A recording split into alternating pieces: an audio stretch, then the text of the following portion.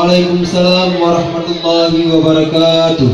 Dua juri yang terhormat serta hadirin dan hadirat yang kami muliakan, yang barusan tampil di atas pentas saya bahagia.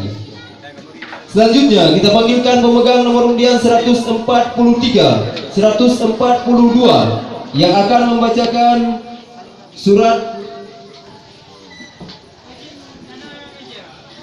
Al-Anfal ayat 20 sampai 24. Pemegang nomor undian 132.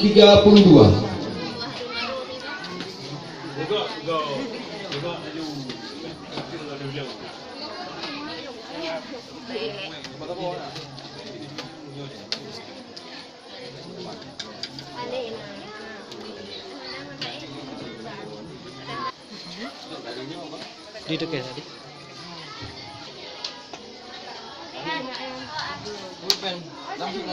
أعوذ بالله من الشيطان الرجيم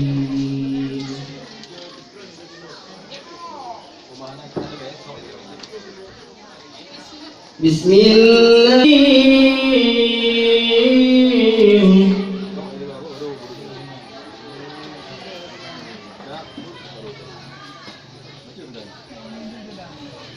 ولا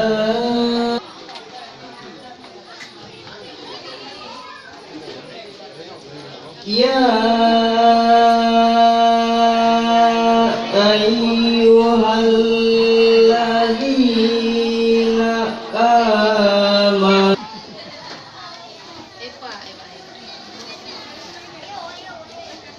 ولا تكونوا كالذين وهم لا يسمعون